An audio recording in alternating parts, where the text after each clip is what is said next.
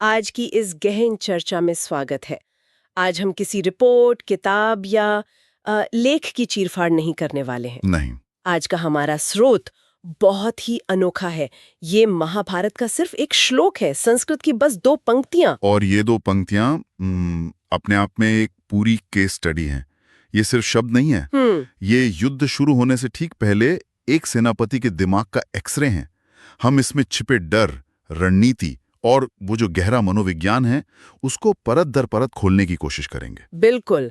हमारे पास स्रोत के तौर पर ये श्लोक है, उसका हिंदी अनुवाद और एक छोटी सी व्याख्या भी है। हाँ। और हमारा मिशन सिर्फ इसका मतलब समझना नहीं है, बल्कि ये जानना है कि कैसे कुरुक्षेत्र के मैदान में खड़े होकर अपनी विशाल सेना को देखते हुए दुर्योधन के मुंह से निकले ये चंद शब्द असल में उसकी हार की भविष्यवाणी कर रहे थे। सही कहा। चलिए इस रहस्य में उतरते हैं। हाँ, क्योंकि ये हमें सिखाता है कि कभी-कभी जो कहा जाता है उससे ज्यादा जरूरी वो होता है जो अनकहा रह जाता है। यह जो शब्दों के बीच की दरारों से झांकता है। बिल्कुल। ठीक है, तो सबसे पहले उस श्लोक को ही सामने रखते हैं।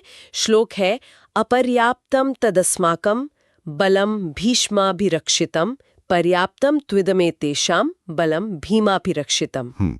और इस श्लोक को समझने के लिए इसका संदर्भ जाना बहुत जरूरी है। हाँ बिल्कुल। ये भगवत गीता के पहले अध्याय का 10वां श्लोक है। मतलब कल्पना कीजिए, कुरुक्षेत्र का मैदान है, दोनों सेनाएं आमने सामने खड़ी हैं, शंख बजने ही वाले हैं। हाँ, उस तनाव भरे माहौल में दुर्योधन अपनी सेना का निरीक्षण करने के बाद अपने गुरु द्रोणाचार्य के पास जाता है और ये वाक्य कहता है। और जो अनुवाद हमारे पास है वो कहता है, और हमारी सेना जो भीष्म पितामह द्वारा रक्षित है वो अपरिमित है, जबकि इनकी मतलब पांडवों की सेना जो भीम द्वारा रक्षित है वो परिमित है। पहली नजर में तो ये सीधी सीधी डींग हाँकने वाली बात लगती है। बिल्कुल, ऐसा लग रहा है जैसे दुर्योधन अपनी ताकत का घमंड दिखा रहा हो। देखो, मेरे पास भीष्म है और मेरी सेना की कोई गिनती नहीं, और वो बेचारे पांडव, उनकी तो मुट्ठी भर सेना है। क्या ये सही व्याख्या है? ये सतही व्याख्या है और ज्यादातर लोग पहली बार पढ़कर यही समझेंगे। अच्छा। और यहीं पर इस श्लोक की असली प्रतिभा छुपी है। ये एक धोखे की तरह है। ऊपर से ये घमंड लगता है, लेकिन असल में ये गहरे डर और असुरक्षा की स्वीकारोक्ति है।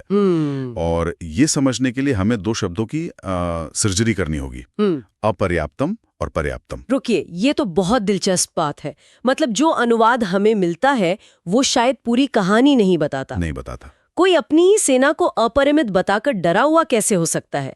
इसमें क्या पेच है? पेच संस्कृत भाषा की समृद्धि में है। पहला शब्द है अपर्याप्तम। जैसा अनुवाद में कहा गया, इसका एक अर्थ है अपरिमित, यानी लिमिटलेस। हाँ, अनमेजरेबल, असीम। इस अर्थ से तो दुर्योधन अपनी बड़ाई कर रहा है। हाँ, कि मेरी 11 अक्षौहिणी सेना इतनी विशाल है कि उसे मापा नहीं जा सकता। सही। लेकिन अपर्याप्तम का एक और शायद ज्यादा प्रचलित अर्थ है अपर्याप्त, यानी इनसफिशिएंट, नाकाफी। हाँ, जो किसी काम के लिए पूरा ना पड़े। अब इस दूसरे अर्थ को दुर्योधन के वाक्य में रखकर देखिए। पूरा मतलब 180 डिग्री घूम जाता है। 1 मिनट, मतलब वो ये कह सकता है कि भीष्म द्वारा रक्षित हमारी ये विशाल सेना नाकाफी है। ये तो पूरा खेल ही बदल देता है। बिल्कुल। वो अपनी बड़ाई नहीं कर रहा, वो अपनी चिंता जाहिर कर रहा था। बिल्कुल। अब दूसरे शब्द पर आते हैं, पर्याप्तम।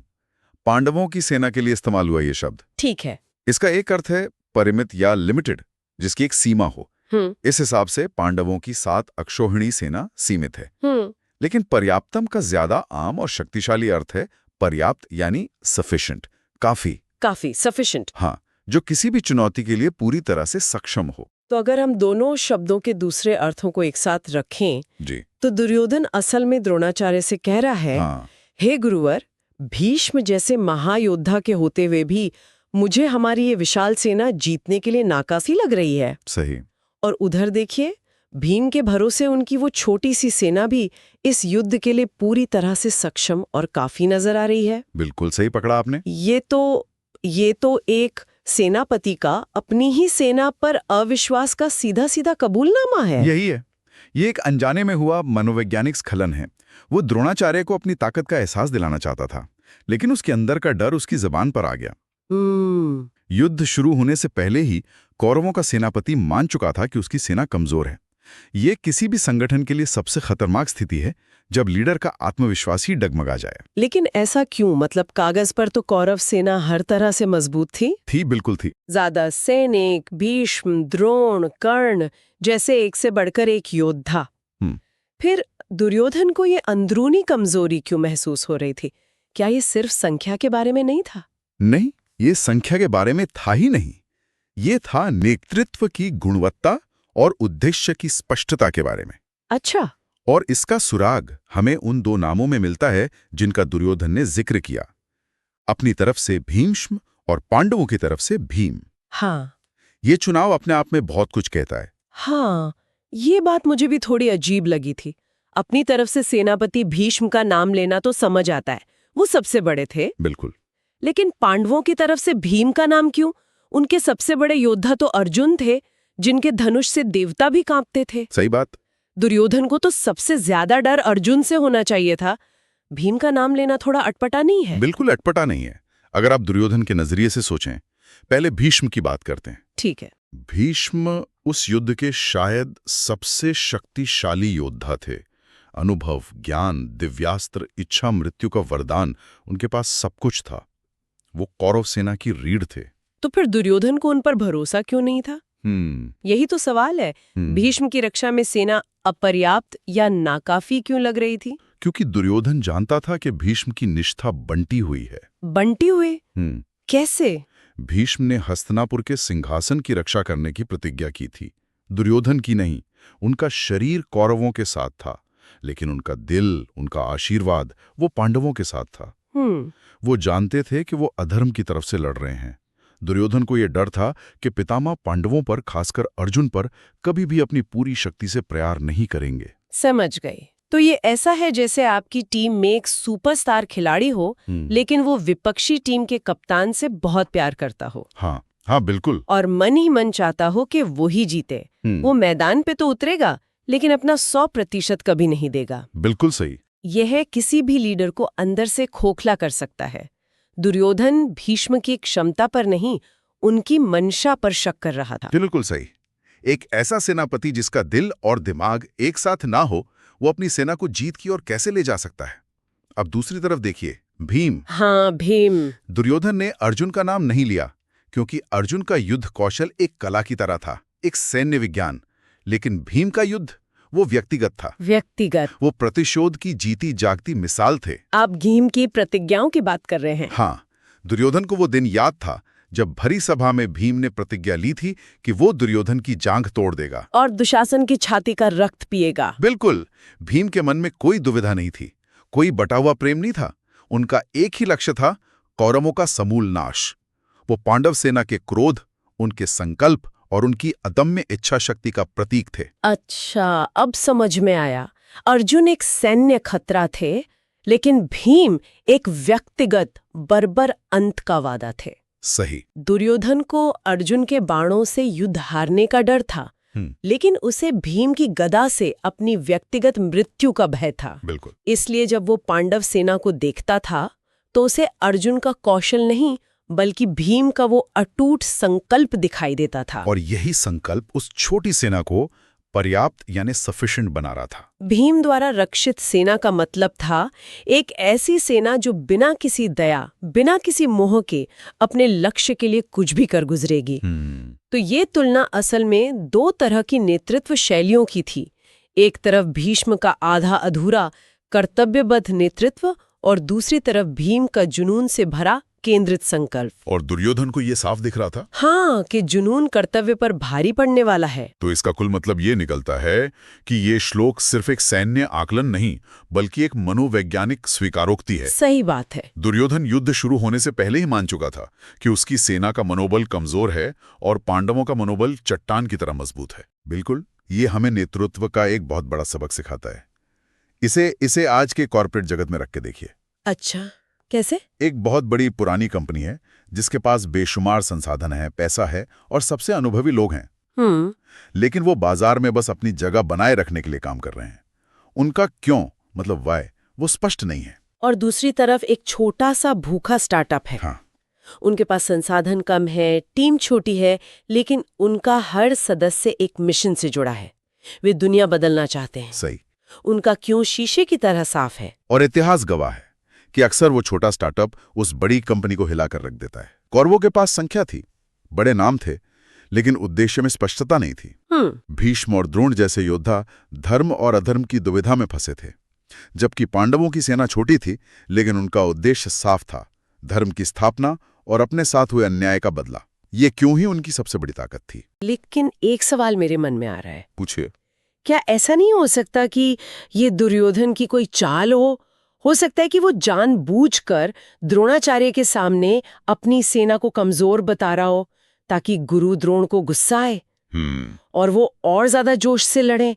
एक तरह की रिवर्स साइकोलॉजी। ये एक बहुत अच्छी दलील है और इस पे विचार करना जरूरी है।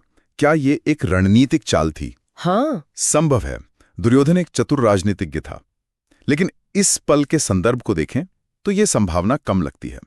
ये कोई सार्वजनिक घोषणा नहीं थी। सही बात है। ये दो सेनाओं के बीच खड़े होकर युद्ध के भयंकर तनाव में अपने गुरु के साथ एक निजी बातचीत थी। ऐसे क्षणों में इंसान का असली डल सतह पर आ ही जाता है। ये एक सोची समझी चाल से ज्यादा जबान फिसलने जैसा लगता है, जहां अवचेतन मन का डर चेतन मन पर हावी हो गया। मतलब ये एक प्रामाणिक क्षण था, कोई अभिनय नहीं। मेरे विचार में तो हाँ। और ये नेतृत्व के बारे में एक और बात बताता है। एक लीडर का आंतरिक डर और संदेह पूरे टीम में जहर की तरह फैल सकता है। बिल्कुल। अगर सेनापति अपनी सेना को अपर्याप्त समझेगा तो सैनिक किस भरोसे से लड़ेंगे। आपने बहुत महत्वपूर्ण बात कही। ताकत का एहसास, परसेप्शन ऑफ स्ट्रेंथ, हाँ। वो कभी कभी असल ताकत से ज्यादा मायने रखता है। दुर्योधन के पास सब कुछ था, सेना, संसाधन, अनुभवी योद्धा, लेकिन उसके पास जीतने का विश्वास नहीं था। और पांडवों के पास संसाधन कम थे, लेकिन उनके पास श्री कृष्ण जैसा मार्गदर्शक, धर्म का साथ होने का विश्वास और भीम जैसा अटूट संकल्प था। उनका आत्मविश्वास ही उनका सबसे बड़ा हथियार था। ये सचमुच अद्भुत है। हजारों साल पहले लिखी गई सिर्फ 2 पंक्तियां आज भी नेतृत्व, मनोविज्ञान और रणनीति के बारे में इतना कुछ सिखा सकती हैं। हमने श्लोक से शुरू किया जो घमंड जैसा लग रहा था, और हम एक लीडर के गहरे डर, नेतृत्व की दुविधा और मनोबल की निर्णायक शक्ति तक पहुंच गए। बिल्कुल। इसीलिए इन ग्रंथों को कालजयी कहा जाता है। ये सिर्फ कहानियों का संग्रह नहीं है, ये मानव स्वभाव और रणनीति की गहरी समझ से भरे हुए हैं। हर शब्द, हर वाक्य के पीछे एक गहरा अर्थ छिपा होता है, जिसे बस खोजने की जरूरत है। तो हमने देखा कि कैसे दुर्योधन के अपने शब्दों ने ही उसकी कहानी का अंत लिख दिया था, इससे पहले कि एक भी तीर चलाया जाता। हाँ, ये संख्या बल पर मनोबल की जीत का एक सटीक उदाहरण है। हाँ। और यहाँ मैं एक विचार छोड़ना चाहूंगा जो इस चर्चा को और आगे ले जा सकता है। जरूर। हमने जो कुछ भी विश्लेषण किया वो दुर्योधन के नजरिए से था। एक ऐसा नजरिया जो उसके अपने डर, असुरक्षा और पूर्वाग्रहों से रंगा हुआ था। मतलब उसका आकलन पूरी तरह से व्यक्तिपरक, सब्जेक्टिव था। हाँ, तो आप कह रही हैं कि ये एक पक्षपाती दृष्टिकोण था, चाहे वो कितना भी रिवीलिंग क्यों ना हो। सही। अब इस पर सोचिए, अगर कोई निष्पक्ष सैन्य रणनीतिकार, कोई तीसरा पक्ष जिसका किसी से कोई भावनात्मक लगाव ना हो, उन दोनों सेनाओं का आकलन करता, तो वो क्या कहता? हाँ, दुर्योधन के भावनात्मक चश्मे को हटा दें तो उन सेनाओं की वास्तविक ताकत और कमजोरियां क्या थीं? क्या भीष्म की बंटुई निष्ठा सच में उतनी बड़ी कमजोरी थी जितनी दुर्योधन समझ रहा था? या भीम का संकल्प उतना ही बड़ा तुरुप का इक्का था? बिल्कुल। एक बाहरी तटस्थ पर्यवेक्षक का विश्लेषण शायद कुछ और ही कहानी बताता। ये एक विचार है जिस पर आगे सोचा जा सकता है।